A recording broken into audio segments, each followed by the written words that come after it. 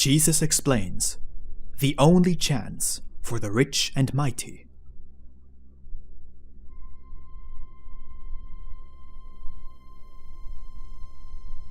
The Lord. You know that someone who has become rich in earthly goods, more often than not, has also become hard of heart, as hard as stone, entirely without feeling or love. What does he care about the many thousands of other people tormented by hunger, thirst, and many other disasters still?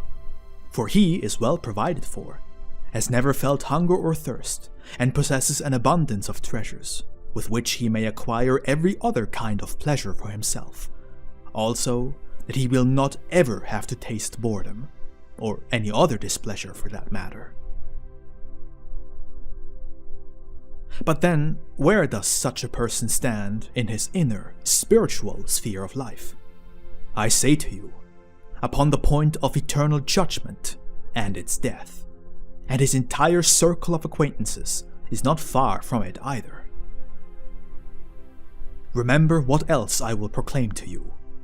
Once there will be many Epicureans upon the earth.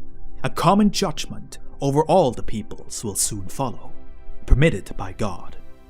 Then we shall see if there will again be men who will rise up, with measuring stick in hand, and daring to say to their fellow men, Behold, I have measured this large piece of land, I have indicated its boundaries, and declare it as my complete and inviolable property. And whosoever has the nerve to dispute this, or say to me, Friend, all of us have the right to snatch this imagined right from your hands, as long as we have the power and the means to do so, him I will punish with death. I say to you, never again shall such people exist. For the next time I return to this earth, to hold judgment over such dead Epicureans, but also to give the reward of life to those who, out of love for God and their fellow men, have suffered much misery and distress. The earth will no longer be measured with any measuring stick for the benefit of a few. Instead, wherever one will stand, he will reap and provide for his needs. The people will support one another, and no one will say, Look, this is my property, and I am lord thereover, because then will men understand that I alone am the Lord, and they are all brothers and sisters. Indeed, this should already be the case among the people now. However, in this intermediary period of development of men, who are as yet not purified by the great fire of life, it will remain permitted. But from this point in time, it will not be another full 2,000 years anymore. After that, the spirit will be dominant among men, and upon the earth will no longer be a mine and thine, nor will it be spoken of. You, who are now my friends, possess a large piece of land of the earth that has been measured to you.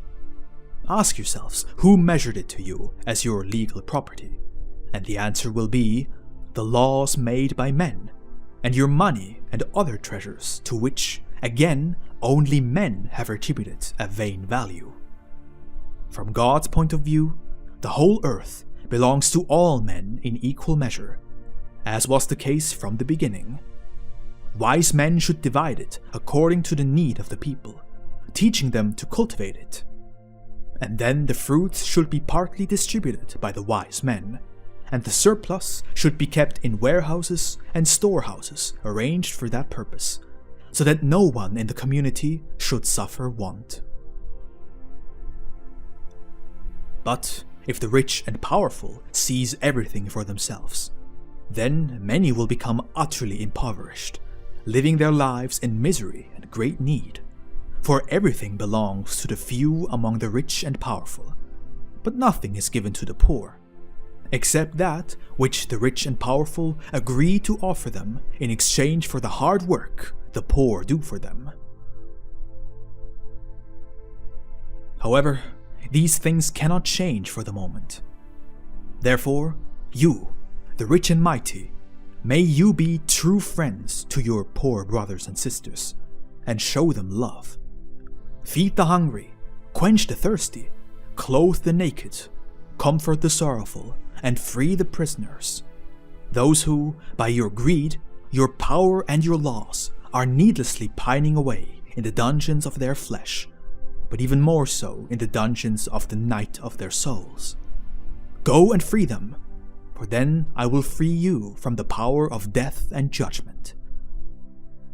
Subsequently, be but my custodians with your earthly goods, and I will give you eternal life in return. For I have the power to do so, and can give it to whomever I wish. The way you measure others, likewise shall you be measured by me. Behold, this is a good and wholly true explanation of the little cloud of light, that which has summoned you to seek the truth and life. Now you have found the truth in me. Therefore, make it your own by your deeds, for then you will live, and the death of matter will no longer have you believe that you are but mortal human beings. For from now on shall immortality remain a part of you.